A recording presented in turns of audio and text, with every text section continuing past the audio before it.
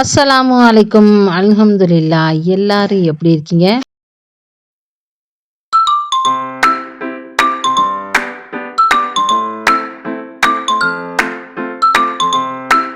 இன்னைக்கு நம்ம வீட்டு காதர் ஏஎஸ்எம் கிச்சன்ல நம்ம பார்க்க போற ரெசிபி வடை குழம்பு. இன்ஸ்டன்ட்டா வடை வாங்குவோம் இல்லையா?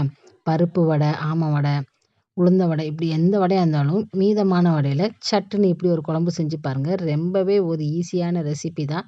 நல்லாவும் இருக்கும். வடைய ரொம்ப நேரம் ஊற வைக்க வேணாம். குழம்புல போட்டாலுமே அடுப்பு ஆஃப் பண்ணிடலாம்.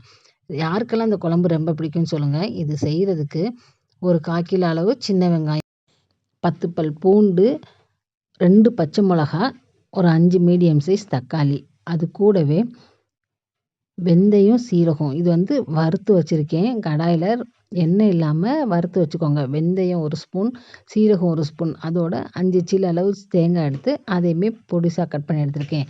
மிக்ஸி ஜாரில் 200 கிராம் சின்ன வெங்காயம், தக்காளி, ஒரு பச்சை மிளகாய் எல்லாத்தையும் சேர்த்து நல்லா 1, 2மா அரைச்சி எடுத்துக்கோங்க. ரொம்ப வலுவலுன்னு அரைச்சிடக்கூடாது. அது கூடவே நான் வந்து இன்றைக்கி பருப்பு வடையும் இந்த சின்ன வடையும் எடுத்திருக்கேன். நீங்கள் உளுந்த வடை சேர்த்தாலுமே ரொம்ப நல்லாயிருக்கும். பெரிய வடையாக இருந்தனால இப்படி 1 பாதியமாக பிரித்து வச்சுருக்கேன். சின்ன வடையாக இருந்தால் அப்படி முழுசாக சேர்த்துக்கோங்க.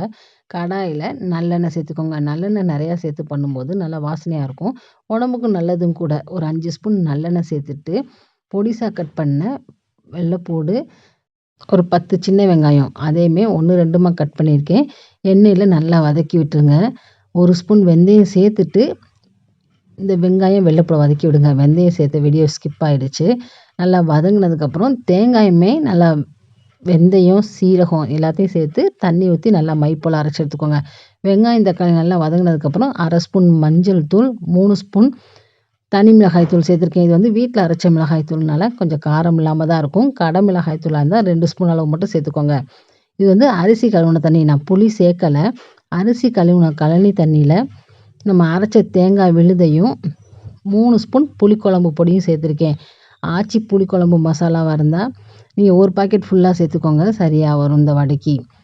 எந்த மசாலா பொடியாக இருந்தாலுமே 10 ரூபா பாக்கெட் ஃபுல்லாக சேர்த்துக்கோங்க. நான் இன்றைக்கி வீட்டில் அரைச்ச குழம்பு பொடின்றனால 3 ஸ்பூன் அளவு சேர்த்துட்டு நான் மிக்ஸி ஜாரில் அந்த தேங்காய் அரைச்சோம் இல்லையா, அந்த கழனி தண்ணியையும் அதே அளவு சேர்த்துருக்கேன். இந்த குழம்பு வந்து கொஞ்சம் தண்ணியாக தான் இருக்கணும். வடையெல்லாம் சேர்த்து பண்ணும்போது நல்லா ஊறி கெட்டியாக கிரேவியாட்டம் ஆயிரும்.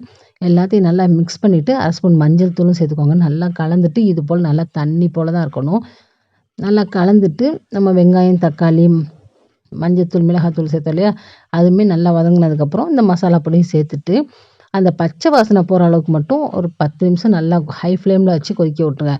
குழம்பு நல்லா தண்ணி போல் இருந்தால் மட்டும்தான் நல்லா வடையெல்லாம் சேர்த்ததுக்கப்புறம் திக்காயிரும். நல்லா எண்ணெயெல்லாம் பிரிஞ்சதுக்கப்புறம் நம்ம இந்த வடையும் சேர்த்துக்கோங்க. நான் இன்றைக்கி ஒரு 5 வடை சேர்த்துருக்கேன். சேர்த்துட்டு 2 டேபிள் ஸ்பூன் அளவு நல்லெண்ணெய் சேர்த்துட்டு தேவையான உப்பும் சேர்த்துக்கோங்க. உப்பு சேர்த்துட்டு ரொம்ப கிளறக்கூடாது. ஒரு 2 நிமிஷம் தான் வச்சுருக்கணும். அதோட ஸ்டவ் ஆஃப் பண்ணிடுங்க. கெட்டியாகி ரொம்ப திக்காக கிரேவியாட்டம் வந்துடும். அந்த வடையெல்லாம் ஊறிட்டு நல்லா கிரேவியாட்டம் வந்துடும். வாசனைக்காக கொத்தமல்லி மட்டும் சேர்த்துக்கோங்க. நல்லா சுட சுட சோறோட தேங்காய் பொரியல் சட்னி, அப்பளம்லாம் வச்சு சாப்பிடல இந்த குழம்பு அவ்வளோ அல்டிமேட்டாக இருக்கும். இன்ஷா அல்லாஹ் கண்டிப்பாக ட்ரை பண்ணி பாருங்கள். எப்படி இருந்துச்சுன்னு சொல்லுங்கள். அஸ்ஸலாமு அலைக்கும்.